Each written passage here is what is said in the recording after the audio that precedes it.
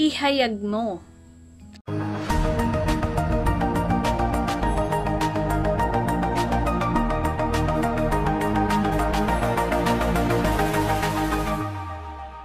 Hello ulit sa'yo kapatid, kamusta na? Kamusta na ang buhay-buhay?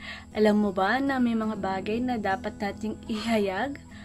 Ito ay mula sa awit 1. Pupurihin kita Yahweh ng buong puso ko, mga kahangang-hangang ginawa mo'y ihahayag ko. Sa English, sa Psalms 9 verse 1, I will give thanks to you Lord with all my heart.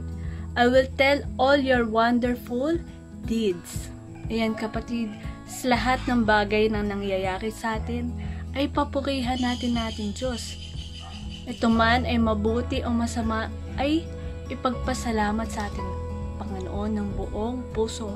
Dahil lahat ng ating nakakanasan, ay may mabuting bagay. Ito may mabuti o masama, ay meron pa ding pagpapala doon.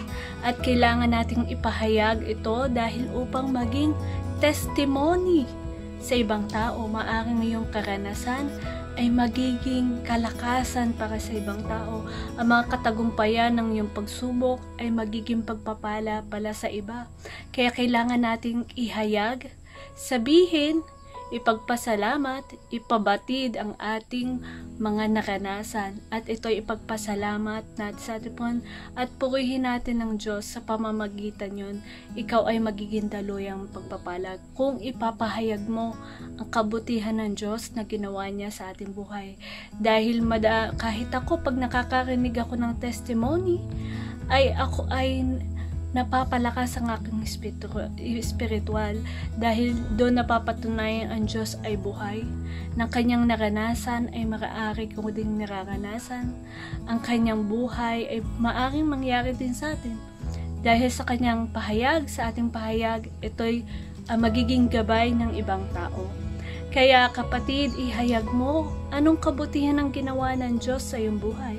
I-comment down below mo na maging pagpapala din sa iba. Malay mo ang iyong kwento ay maging katulad din ng iba upang malaman nila kung ano ang kanilang gagawin.